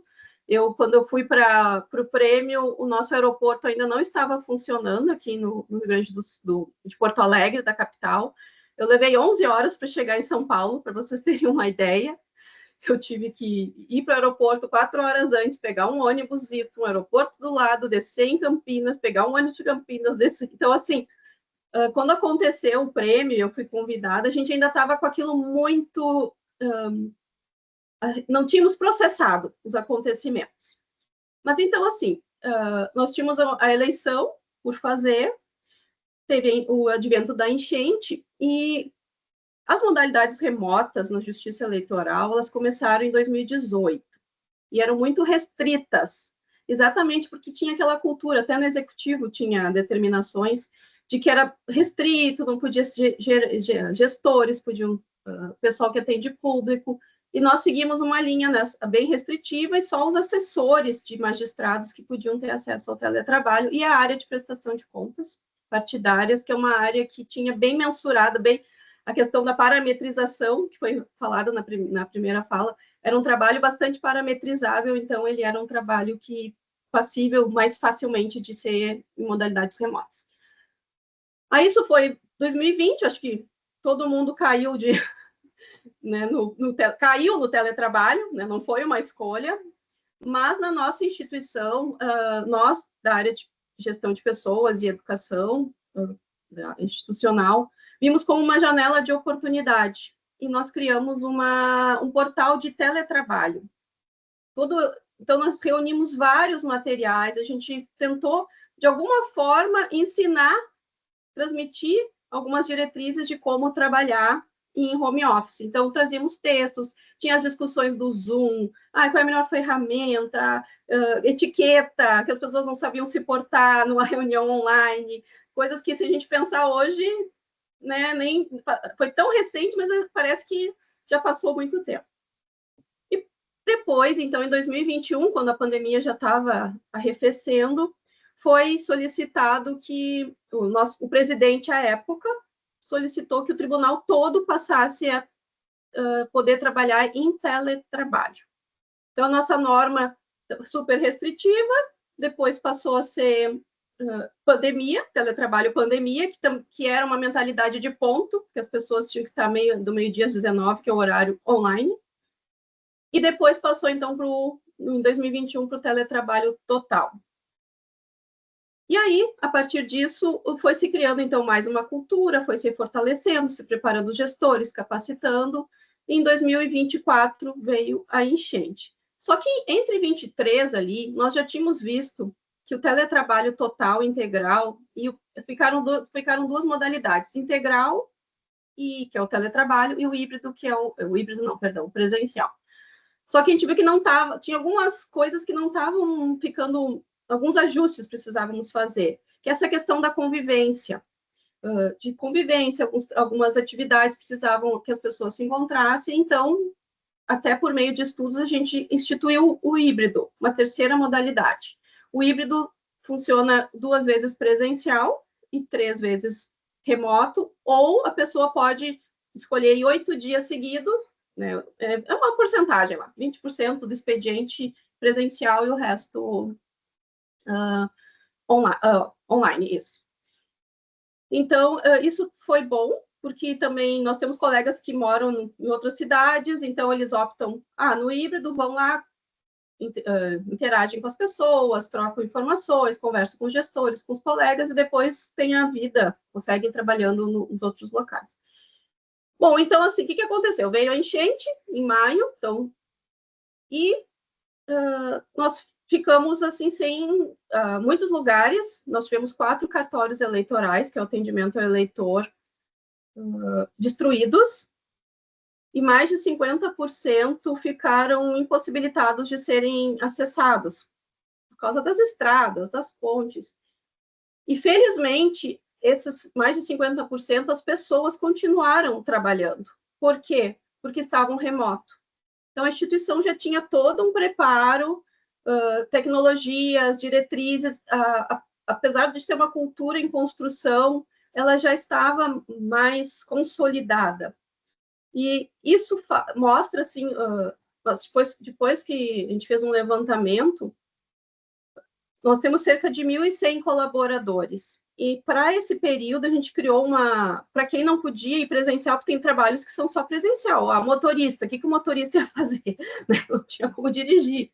Nós criamos uma exceção na frequência, no ponto, que era para que eles não fossem prejudicados em suas jornadas. Dentistas, por exemplo, tem dentistas na área de saúde. Como é que o dentista ia trabalhar? São coisas que não tem como ser remotas, né? E daí a gente fez um levantamento desses 1.100 colaboradores, nem 80 pessoas precisaram usar essa questão do ponto, desse abono de ponto, vamos dizer assim. Ou seja, a maioria conseguiu desempenhar as suas atividades de forma totalmente remota. E esses 80, mais ou menos, que a gente mapeou, eram bem esses casos. Eu olhei caso a caso, porque é fácil, né? 80 pessoas, é uma instituição pequena, a gente conhece. Então, era motorista, dentista, vigilante, os próprios, os diretores, que nós tínhamos um prédio que ficou embaixo d'água, uma parte não podia ser acessado, e o outro que dava para a gente conseguir acessar, ele não tinha local para todo mundo trabalhar, não tinha computador. Então, assim, graças a comprometimento das pessoas, e aí a Mariana falou na confiança, porque e se falou no respeito, a gente com os colaboradores e os colaboradores com a instituição, foi feita uma eleição abaixo d'água, literalmente. Se conseguiu dar continuidade, atendimento ao eleitor.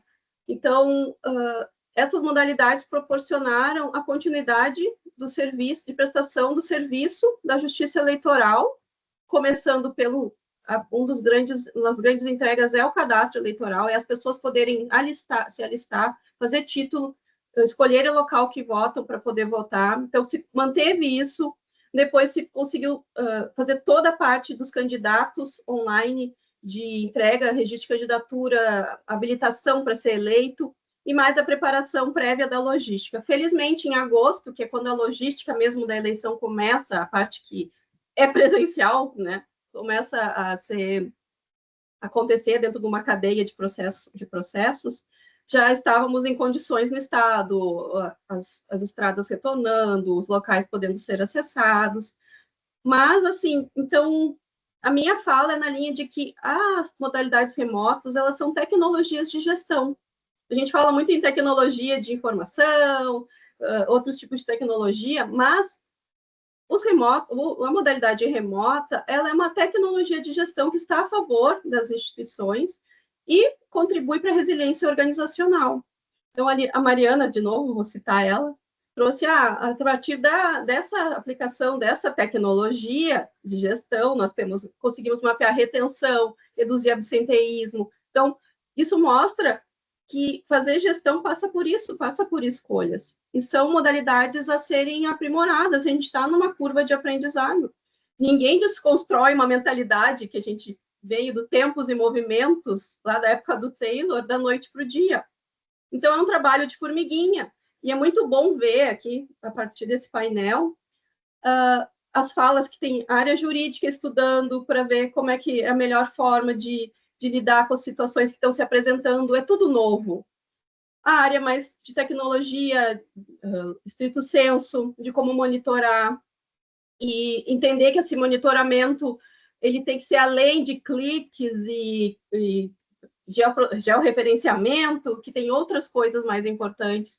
Então, acho que nós estamos nessa construção, e nesse ponto é muito bom esse trabalho que a Sobrat vem fazendo, de tentar disseminar esses conhecimentos para que a gente possa avançar nas nossas práticas. Eu, hoje mesmo, a partir do que eu escutei anteriormente, das pessoas que me antecederam, já tive algumas ideias para aprimorar o nosso programa. E até contra-argumentar quando vem esses apontamentos de, contrários, querendo extinguir a modalidade. Então, Juliana, em geral, é isso que eu queria compartilhar com todas e todas aqui. Acho que estou dentro do meu tempo. Retorno para ti. Se tiveres mais alguma questão que eu possa elucidar, estou à disposição.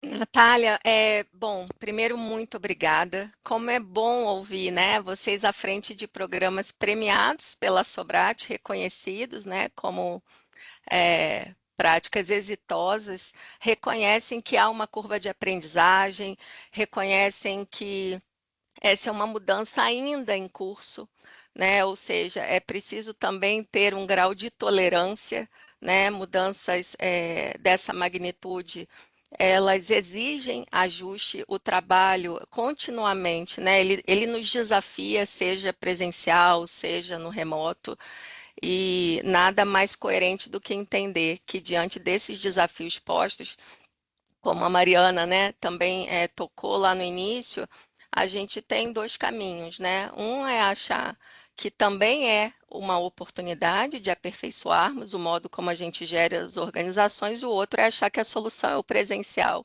como se esconder o problema fosse alguma solução para esse tipo de questão, quando sabemos que não é. Bom, muitíssimo obrigada, Natália. Eu passo, então, para a conversa agora com a Fabiana Moreira de Jesus. Ela é formada em gestão de RH pela Unopar, ela é pós-graduada em gestão do comportamento e das organizações pela PUC, MBA em coach com ênfase em mentoring para gestão de pessoas pelo Ninter. Ela atua há mais de 20 anos na área de gestão de pessoas e atualmente é head de pessoas e cultura na Egger e Mesquita Advogados, também premiada pela Sobrat. Fabiana, como a cultura da Egger e Mesquita embasou o formato de teletrabalho e o que tem tornado esse modelo efetivo? Divide com a gente. Oi, eu sou a Fábio, né? Fabiana é o nome tradicional, mas me chamam de Fábio. Quando falam Fabiana por aí, eu já fico meio receosa, né? O que eu posso ter feito de errado. Primeiro eu quero agradecer, né, a Sobrat por esse convite, aos meus colegas também que compartilharam aí informações super relevantes. Vou num caminho semelhante, né? A questão do teletrabalho, ele passou, né, por processos de adaptação, e então vai ser muito bom estar aqui. No formato vai ser um pouquinho diferente, porque eu trouxe um material para compartilhar com vocês, então eu vou colocar aqui meu conteúdo. Vamos lá.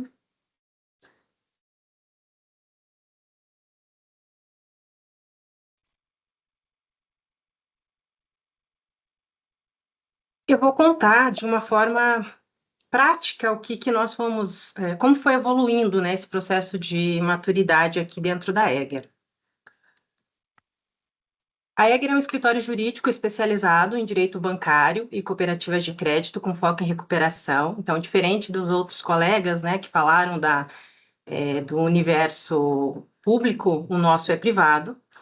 E a gente está no mercado há mais de 20 anos, e nesse período nós fomos reconstruindo e revisitando nossos propósitos e valores dentro da organização, o que nos levou a um formato um pouco diferente de atuação de escritórios mais tradicionais da área jurídica. Mas para facilitar, entender um pouco como é esse nosso, que a gente tem o hábito de dizer, o nosso jeito Egger de ser, o EEM, né? Eu vou passar um vídeo bem curtinho que vai mostrar um pouco o nosso ambiente de trabalho para vocês, e aí, na sequência, eu vou contextualizando, tá?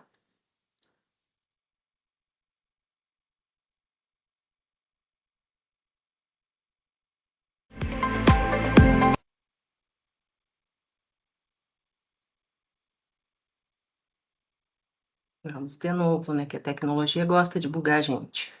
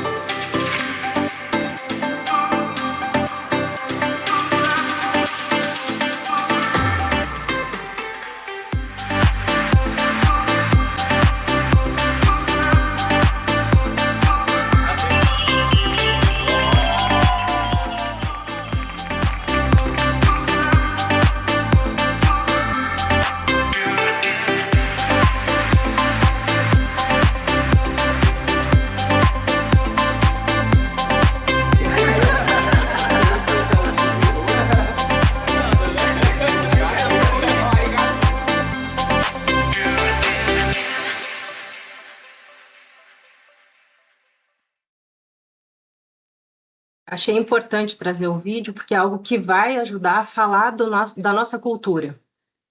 Então, na Egger, a questão da cultura ela é algo que fundamenta muito a nossa escolha de teletrabalho. Então, aos pouquinhos eu vou ambientando como foi essa construção, mas primeiro eu vou voltar lá, né, no início dessa história. Então, eu entrei na Egger em dezembro de 2019. Esse início ele é acompanhado de dúvidas que são habituais quando um profissional entra numa nova organização, né? Você vai identificar como é esse negócio, quais são seus fluxos de trabalho, políticas, estabelecer relacionamentos. Então, eu sou da área de RH, isso também é algo importante, né? Você precisa criar conexões com as pessoas e, principalmente, entender muito qual é a cultura que tem dentro dessa organização e quais são os valores dessa empresa. Então, eu estava pronta para isso, né? Estou iniciando nessa organização e vou passar pelo processo de adaptação. Só que em março, né, nos deparamos com uma situação que ninguém esperava, que é o fator pandemia. E aí, esse movimento que todo mundo tinha que ir para home e nós tínhamos que migrar um formato de trabalho para algo que a gente escutava como algo muito distante que grandes players realizavam no mercado. Google, Meta, eles tinham isso, mas empresas pequenas, de repente, virar a chave e estar nesse universo de teletrabalho, né? E foi um processo complexo, porque simplesmente tínhamos que fazer um movimento diferente, e aí foi onde a cultura da Egger fez muita diferença, né? Porque a nossa cultura ela já se baseava em valores de maneira simples, mas que definiam comportamentos importantes e que tinham total conexão com o teletrabalho. Então, a nossa cultura ela permeia com essas palavras que eu estou compartilhando com vocês. Então, eu não estou trazendo exatamente os nossos valores, como são descritos, e a gente tem isso estampado nas paredes, até apareceu rapidinho no vídeo. Mas esses termos nos definem, né? Então, nós somos disciplinados, nós buscamos relações leves, primamos pela qualidade, buscamos um ambiente agradável, transformamos o tempo em resultado, somos disponíveis e adaptáveis. Então, tudo isso já fazia parte do nosso jeito. Mas o que nós precisávamos fazer a partir deste momento era reverberar ainda mais essas atitudes. E para isso tivemos que superar alguns desafios. Então não foi algo perfeito, foi realmente desafiador. E o que eu trago aqui como os desafios que nos deparamos de imediato, né? A questão do desenvolvimento das lideranças, então tinha que mudar o modo de pensar e de agir. Até então as pessoas estavam todas ali na frente daquele líder, que eles podiam identificar se a pessoa chegou, se a pessoa saiu, o que estava entregando, e de repente não tinha nada disso. Você não tinha como fazer gestão pelo olhar. Tinha que ter uma mudança na tua condução. Você tinha que começar a buscar outras alternativas. Então, a gente trouxe questões de treinamento para falar com esse time de lideranças, para falar de escuta ativa, de fazer conexões, coisas que os nossos colegas anteriores já comentaram, né? Muito mais um olhar pelo que está sendo entregue, é você focar no resultado e não como está sendo essa jornada, que hora a pessoa entrou, que hora a pessoa saiu. Dentro da EGRE, a gente tem políticas voltadas para flexibilidade, tem banco de horas, mas o ponto aqui é o que eu espero que você entregue, né? Então, eu tenho que estar muito próximo desse meu time para eu ter a leitura do que é esperado deles e como isso está sendo entregue. Em algumas situações, vai haver necessidade de atuar como aconteceria no presencial, né? Então, era necessária uma mudança de pensamento. Outro ponto foi olhar para ferramentas de gestões, né? Então, a gente tem questões de BI, já tínhamos, mas aí precisavam de outras visões, sistemas dos próprios setores de controle de prazos para questões jurídicas ou de atendimento. O Teams foi uma ferramenta importantíssima, a gente optou por utilizar, né, a Microsoft para isso. As ferramentas de RH também foi algo que, né, eu tinha acabado de entrar e ainda iria passar por um processo de implantação, mas foi uma das primeiras coisas que tínhamos que buscar, porque esses gestores precisavam ter informações como que estava solicitação de férias, quem era o time deles, como era a questão de remuneração. Então, eram ferramentas necessárias para estar num ambiente onde o RH não estava ali disponível para você simplesmente acionar dentro da própria empresa. E também as ferramentas das próprias áreas, né, de um financeiro, uma controladoria jurídica. Outra mudança e também que foi um insight é fazer com que os líderes olhassem para automações, então a questões dos robôs, né, trazer esse tipo de ferramenta para dentro do dia a dia, olhar o que o seu time estava realizando, que tipo de atividade não agregava valor, como que tirava essas rotinas repetitivas e fazia, né, e ter uma condição de dar a eles mais ação, mais autonomia, mais capacidade criativa e também de soluções. E, claro, a TI, né, muito forte atuando em conjunto, então, no momento zero, onde todo mundo foi para casa, né, a necessidade de colocar a tecnologia para que tivesse um time que pudesse dar suporte para as pessoas que estavam em casa. Inicialmente, a questão de não sei nem como eu abro uma VPN, como eu conecto a internet, então ali a TI foi fundamental. E também o assunto da segurança da informação, que não poderia deixar de ser acompanhada, né? Então, eram duas frentes atuando rapidamente, né? O RH de um lado e a tecnologia do outro. E aí a gente percebeu, depois que, né, que a pandemia foi diminuindo, que as coisas foram voltando para a normalidade, nós entendemos que tínhamos que sair desse formato precário de home office para uma política de teletrabalho realmente, onde teríamos regras definidas, o que a gente gostaria de olhar e como iríamos apoiar esses colaboradores para que o formato funcionasse. Então, o modelo que nós optamos, né, por escolher, ela focou em algumas coisas. Uma das primeiras era o assunto integração. Então, todo colaborador, naquele período, e hoje, quando entra na EGRE Mesquita, ele vai passar por uma integração, onde vai ser ambientado em relação à nossa história, quem são os nossos clientes, quais são as nossas políticas. Dentro da EGRE, nós temos 3 ISOs de qualidade, de antissuborno e de segurança de informação. Então, esses tópicos, eles precisam ser abordados com todos os colaboradores que entram dentro da empresa. É importante que eles entendam a tratativa de dados por conta de LGPD, as situações de phishing, que é um risco muito grande dentro das organizações, então eles terem essa consciência de links que podem clicar ou de nos alertar quando tem alguma coisa, um link estranho que chegou, e aí eles fazem alerta para a TI para a gente testar e verificar se é algo confiável. Então, isso foi um movimento importante. A gente optou pelo formato híbrido, então a gente tem 3 dias de home office e 2 dias de presencial, mas, diferente de outras organizações que optam num formato onde é dito para o colaborador, você tem que comparecer na empresa 2 vezes na semana e esse colaborador escolhe e vem trabalhar presencial. O formato que nós entendemos que faz sentido e tem total conexão com a nossa cultura é com a equipe. Então, a gente tem escalas, E nos dias de presencial, toda a equipe vai vir para o escritório para trabalhar. Por quê? A gente tem a percepção do quanto é importante essa troca, essa conexão. Então, quando a gente fala de um ambiente agradável, a gente está falando de que a gente quer essa interação, a gente quer as pessoas tendo troca dentro do escritório. Então, o híbrido conecta muito com isso que na nossa cultura é extremamente importante.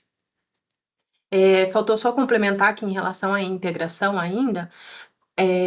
Esse colaborador novo que chega, ele passa por um momento presencial no escritório, onde ele vai estar sendo treinado e preparado para assumir as suas responsabilidades. E aí, quando a pessoa que está acompanhando identifica que ele está pronto para ir para o home, é aí que ele vai migrar para que ele tenha condições de, mesmo estando no formato home office, entregar, né, o que esperam dele sem nenhum prejuízo. Além disso, a gente também tem uma preocupação com a questão da montagem do kit de teletrabalho. Então, todos os colaboradores elegíveis, né, eles recebem o notebook da empresa, eles têm um suporte para o notebook, segunda tela, cadeira, suporte para os pés, mouse, teclado, mochila, ramal virtual, que algumas áreas são necessárias, uma cartilha de ergonomia falando da questão do ambiente, como tem que estar preparado, mesa, cadeira, luminosidade. E também a gente tem um olhar para a questão da ajuda de custo, né? Porque como eles vão estar em casa e existe a necessidade de uma boa conexão de internet, nós fazemos uma ajuda de custo para que, né, exista uma cooperação com essa despesa. Além dos desafios, né, também tivemos, né, os benefícios, que eu acho que isso é o mais relevante de toda a conversa que a gente teve até agora. Então, quando a gente olha para as questões de benefício, olhando para o home office, o que eles nos trouxe, né? Isso é muito perceptível dentro do escritório. O assunto foco em produção e resultado. Então, a nossa atuação é muito voltada para o resultado e todos têm que estar atentos a isso. E quando eles estão em home, a gente escuta isso pelo escritório, que existe uma separação, né? Momentos de home é quando eles já fazem uma distinção das suas atividades, porque no home é o melhor momento para executá-lo, porque eu vou ter mais foco, eu não vou ter interrupção, eu consigo estar mais atento. Então, essa questão de foco é muito interessante. O assunto qualidade de vida, então, a gente está em Curitiba, existem as regiões metropolitanas no entorno e muitos colaboradores vêm de região metropolitana.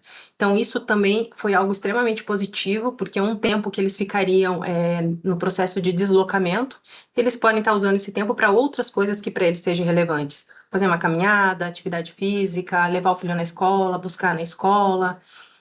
E como a gente tem a questão do horário flexível, isso também é algo que favorece muito. Outro ponto importante, redução de custos para eles, né? Então, o colaborador, quando ele vem presencial, alguns vêm de carro, ele vai ter despesa com estacionamento, com combustível, a questão da alimentação, né? Como o formato são 2 dias no presencial, também tem uma redução de despesa, né? E ele direciona esse recebimento que ele tem mensal relacionado à alimentação e refeição para outras situações dentro da questão financeira dele, mas é uma economia. E um outro ponto extremamente interessante é a questão de autonomia e engajamento que você dá para esse colaborador. Então, ele tem essa responsabilidade sobre a gestão do tempo dele, essa necessidade de enxergar o que ele tem de entrega, não que ele não vai ter contato com uma liderança ou com um colega, né, para ajudá-lo em determinadas decisões, mas está muito na mão dele. E o home, acho que favoreceu um pouco isso, de fazer com que o colaborador se tornasse mais responsável ainda pelo que é o seu papel dentro da empresa.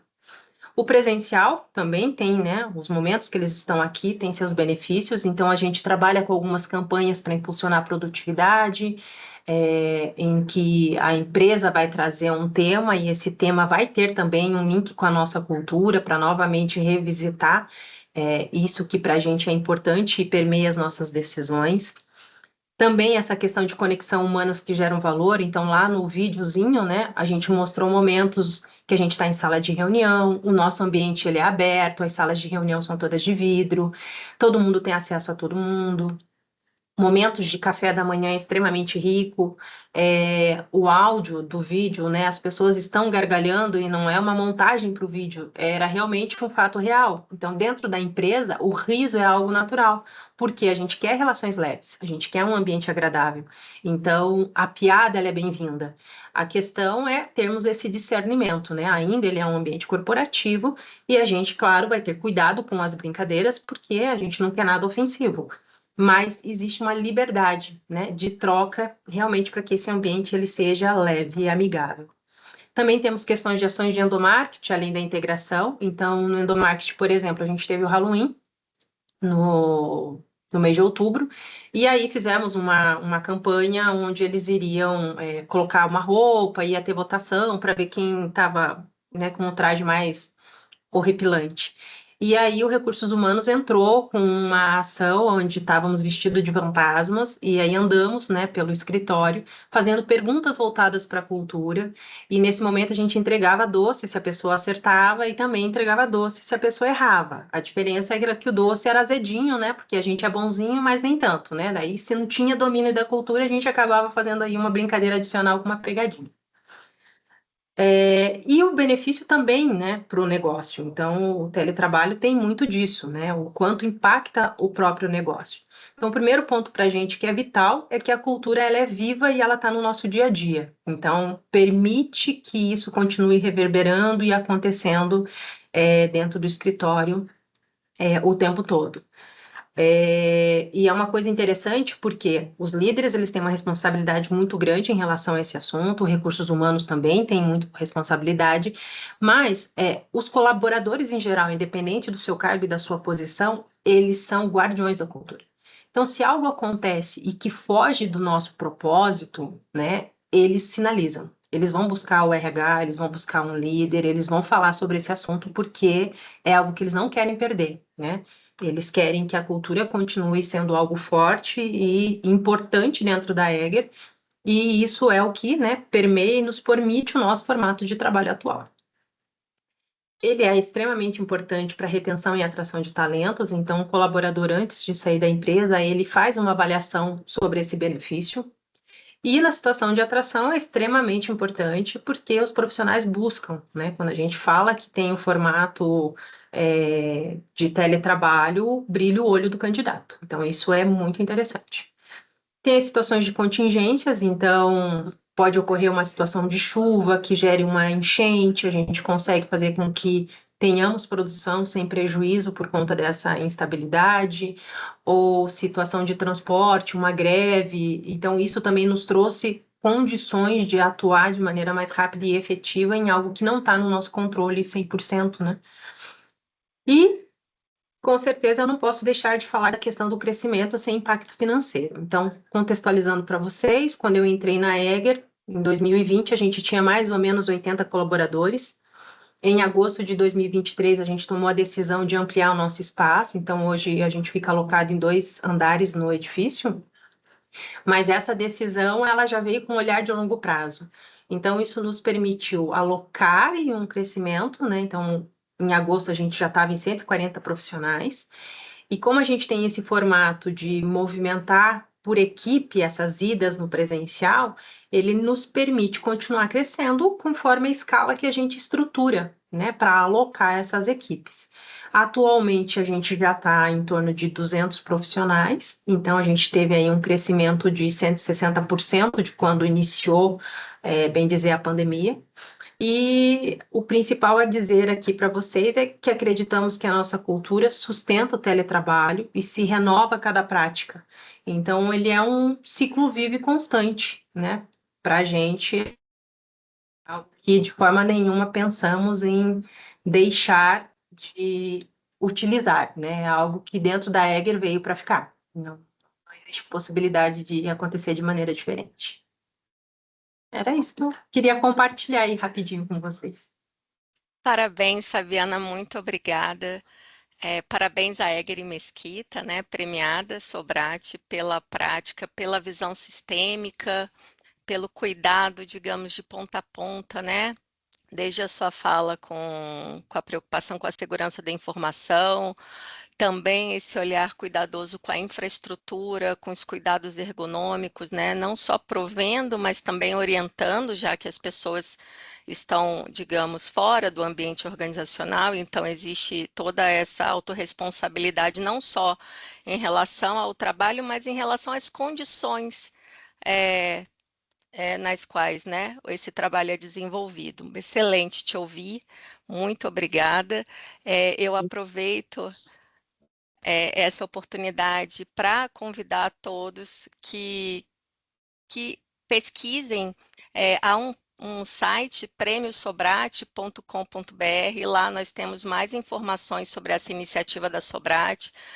São várias categorias, então não por acaso vocês têm aqui representantes de organizações públicas, no caso da Fabiana, né? Dentro da categoria Sociedade de Advogados, mas também temos empresas privadas, e aí eu aproveito a oportunidade para pedir desculpas à palestrante Lilian, da Faber-Castell. Infelizmente, ela foi convocada de forma inesperada para uma agenda de trabalho e não pôde participar, esperamos trazê-la em outra oportunidade, mas é sempre um prazer, né, reencontrá-las nessa oportunidade de celebração e de divisão, né, da experiência de vocês. Eu passo a palavra para o nosso presidente, Célio, para que possa, então, fazer a fala final e encerrar o evento. Muito obrigada. Muito obrigado, Juliana. Uma manhã incrível, de muito aprendizado. Eu fiz aqui várias anotações, acredito que todos vocês também. Então, eu vou fazer uma rápida passagem aqui para dizer o seguinte: veja, primeiro agradecer ao Fernando Angelieri, que traz a forma tecnológica de uma gestão à distância com eficiência. É muito rico o exemplo do dispositivo na China, que move o mouse como se a pessoa estivesse trabalhando. Ele aborda a importância da adequação da gestão ao impacto gerado nos diferentes times, alinhando com as expectativas da empresa, o que foi algo que se reproduziu nos diferentes discursos aqui, essa necessidade de alinhamento, dizendo o Fernando também que o teletrabalho não exige controle, novos controles, mas sim melhores controles. E aí, logo após, vem o Rafael Moselli trazendo o caso Itaú e nos ensinando que os princípios que regem a LGPD para a coleta de dados, sobretudo finalidade, adequação, necessidade, que são vamos dizer, os subprincípios da proporcionalidade ganham status de princípio aqui na LGPD, e a importância ao respeito ao princípio da transparência. O princípio da transparência que dá guarida à realização da autodeterminação informativa, que é o direito ao controle sobre os seus próprios dados, que decorre da vertente dinâmica da privacidade que a sociedade da informação nos traz. Por falar em informação, o Rafael também aborda a necessidade da segurança da informação, o que vem a dialogar com outras disposições aqui trazidas também. Ao seu turno, temos que agradecer à vice-presidente Luciana, que eu tive, Luciana Slosbergas, tive a honra de compor a banca dela quando da apresentação do seu trabalho de mestrado sobre o teletrabalho na PUC de São Paulo, que fez preciosas considerações na manhã de hoje, assim como a incrível Juliana Legentil, que também tem um doutorado sobre o tema e que também trouxe importantes reflexões. A Mariana Dalcanali, também toda a nossa gratidão pela participação dela, trazendo o caso da ANAC, que a gente tem escutado nos diferentes prêmios da Sobrate, os elementos centrais utilizados pela ANAC, inclusive à luz das peculiaridades da gestão pública, e a importância, mais uma vez, das regras internas de cada órgão, disse a Mariana, dizendo de forma clara quais são as regras do jogo, disciplinando os limites da flexibilidade e dos entregáveis. E eu anotei aqui que ela disse desapegando-se dos microgerenciamentos, ou seja, um programa lastreado em confiança e propósito, colocando práticas para apoiar o processo de comunicação e feedback. Aí, como tudo vem dialogando, nesse sentido, a incrível participação também da Natália Gomes, do TRE do Rio Grande do Sul. E primeiro, nossa, Natália, eu não sabia que você tinha levado 11 horas para chegar quando o nosso prêmio ali na Fiesp, no ano passado, em São Paulo. Então, mais uma vez, a nossa gratidão pela tua participação. Mas sabe que a tua fala, ela me lembra muito algo que o nosso fundador sempre diz, a importância de um plano de contingência. O professor Álvaro Mello, que teve a visão, ele é um visionário há mais de 25 anos atrás de fundar a Sobrate, ele fala da importância de um plano de contingência.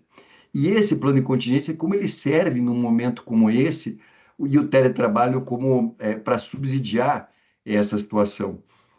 E aí, mais uma vez, aparece a importância da gestão para que o teletrabalho funcione, porque nem todos os gestores estavam preparados.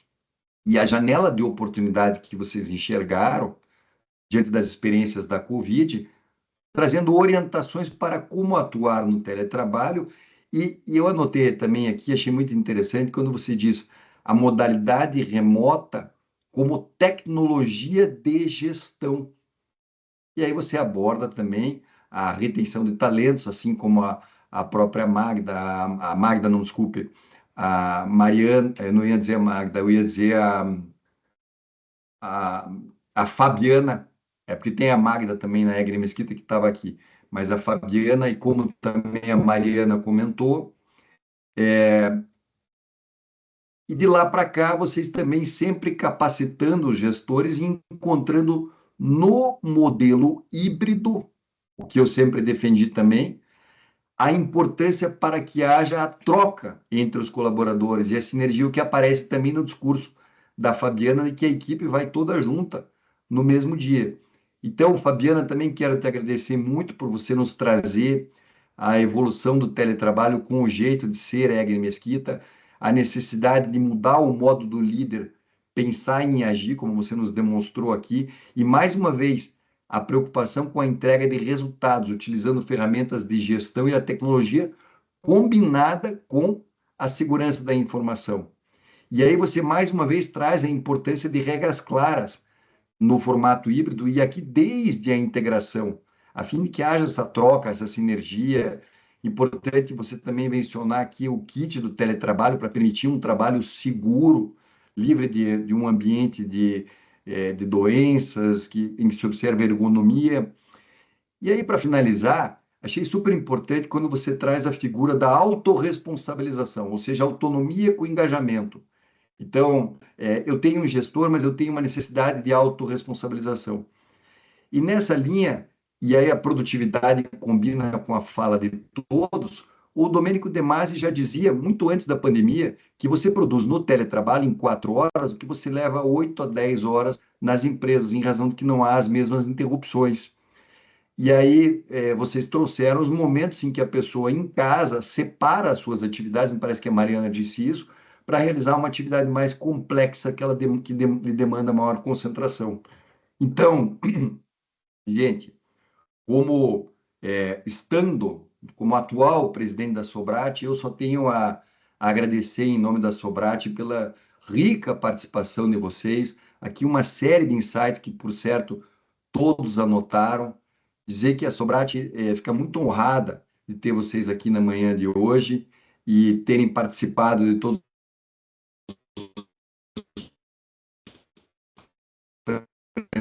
Sobrate, e vocês ganhador do Sobrate e em mais de uma oportunidade, então. Então, parabéns a vocês e muito obrigado por todo o aprendizado na manhã de hoje.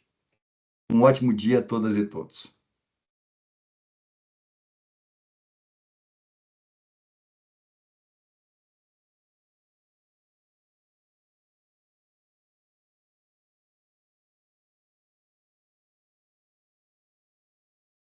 Fernando, parou a transmissão?